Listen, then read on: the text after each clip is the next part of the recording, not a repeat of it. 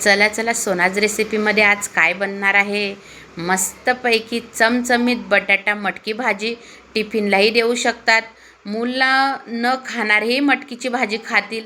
एक खास सिक्रेट मसाला वापरून आपण ही भाजी बनवणार आहे, मटकी बटाटा मस्त चमचमीत भाजी। तर नमस्कार, मी स्वाती सोनाज रेसिपीमध्ये तुमचे खूप खूप अगदी मनापासून स्वागत करते। चला तर मग वेळ न घालवता रेसिपीला सुरुवात करूया। रेसिपी कुठेही स्किप न करता संपूर्ण बघा। अशी मटकी घेतलेली आहे, मी घरीच मोड आणलेली आहे बरं का मटकीला। तर बघू शकता आता एका कढईमध्ये मी पाणी ठेवलं तापवायला। पाणी गरम झालं, गॅस चालू केला होता आणि मग पाणी गरम झालं।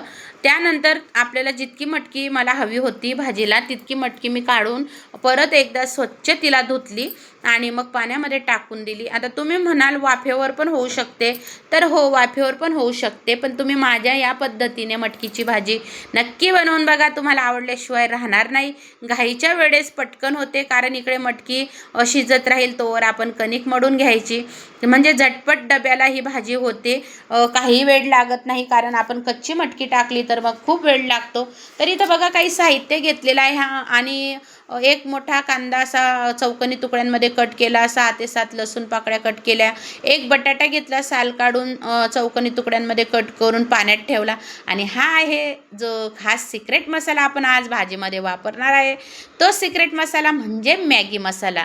तर आपण मॅगी मसाला वापरणार आहे। मॅगी मसाला वापरून ही चमचमीत मटकी बटाटा भाजी आपण बनवणार आहोत मैत्रिणींनो। तर आता बघा मटकी मस्त छान उकडून झाली। त्यानंतर बघा आता मी कढई ठेवली, गॅस चालू केला, तेल टाकलं 1-2 ते 3 पड्या। त्यानंतर मोहरी टाकली, मोहरी छान तळतळली, नंतर जिरं टाकलं, जिरं पण छान फुललं। नंतर लसूण पाकळ्या टाकून घेतल्या बघा कट केलेल्या। इथं तुम्ही ठेचून लसूणसुद्धा वापरू शकतात आणि बघू शकतात छान असं आलं लसणाची पेस्ट पण वापरू शकतात, पण मी या प्रकारे बनवते।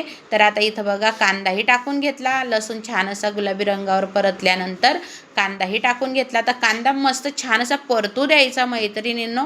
आता इथं मी टोमॅटो नाही वापरला, तुम्हाला वापरायचा तुम्ही वापरू शकतात, कारण फक्त एखाद्या वेळेस टोमॅटो मटकी अशी छान लागते भाजी। तर आपण आज मस्त एक खास सिक्रेट मसाला तुम्हाला तर सांगितला, तर तो वापरून आपण बटाटा मटकी भाजी बनवणार आहे। म्हणजे असे जर आपण एकाच भाजीपासून वेगवेगळ्या जर रेसिपी बनवल्या, भाजी बनवली, तर घरातलेही कंटाळत नाही, खायलाही नवीन चव भेटते।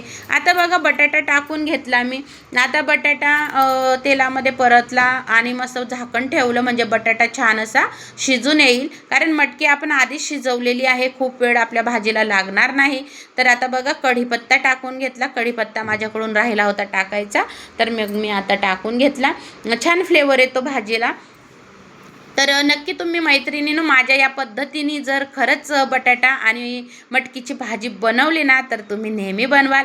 अगदी घरातले सगळे तुम्हाला मागून मागून मागून मागून ही भाजी घेतील। तर बघा आता बटाटा पण मस्त छान असा शिजलेला आहे। आता इथं मी हळद पावडर टाकली, तर 1 ते 1.25 चम्मच, म्हणजे छोटं चम्मच आहे। इथं आता बघा मी 2 चम्मच लाल मिरची पावडर टाकली। तर आता इथं धना जिरा पावडर मी काहीही वापरलं नाही, फक्त आणि फक्त मी मॅगी मसाला वापरलेला आहे, कारण मग मॅगी मसाल्याची चव आली पाहिजे म्हणून मी कुठलाही दुसरा मसाला न वापरता मॅगी मसाला वापरला आहे। माझ्या पद्धतीने बनवा आणि मला कमेंटमध्ये सांगा की रेसिपी कशी झाली। तर आता बघा हे सगळे मसाले आपले परतलेले आहे आणि आता बघा इथं आता मी मटकी टाकून घेणार आहे। तर मटकीचं पाणी मी काढलेलं नाही, कारण सगळं जीवनसत्व त्या पाण्यामध्येच आहे। तर तुम्ही हे सूप म्हणून सुद्धा पिऊ शकतात मैत्रिणींनो, मुलांना देऊ शकतात। तर मला थोडासा किंचित रस्सा हवा होता, तर म्हणून मग मी पाणी राहू दिलं। असंही मी जर नसतं मला पाणी ठेवायचं तर मी पूर्ण आटू दिलं असतं, किंवा मग काढून सूप म्हणून पिऊन घेतलं असतं, मुलांना दिलं असतं, कारण पौष्टिक आहे। तर आता थोडासा किंचित मला रस्सा हवा होता, म्हणून मग मी रशासकट टाकून दिलं। तर प्लीज मटकीचं आपण मटकी जी उकडली ते पाणी फेकून देऊ नका, कारण त्यातच मटकीचं सगळं अर्क उतरलेला असतो, म्हणजे आपल्या भाजीची चव कमी होईल। आता चवीनुसार इथं बघा मी मीठ वापरून घेतलं आणि छान अशी मटकी मी परतवून घेणार आहे, म्हणजे बटाटा पण शिजलेला आहे, मटकी पण छान शिजलेली आहे, तोवर आपल्या चपात्या पण पटपट होतात। म्हणजे सकाळच्या घाईच्या गडबडीमध्ये झटपट अशी ही मी रेसिपी तुमच्याकरता घेऊन आलेली आहे। आहे. तर कशा पद्धतीने बनवायची, ही पद्धत तुम्हाला माझी आवडली का मैत्रिणींनो? जर खरंच ही चमचमीत बटाटा मटकी भाजी जर तुम्हाला आवडली असेल तर मोठ्या मनाने मोठ्या प्रेमाने लाईक, शेअर, सबस्क्राईब करायला विसरू नका.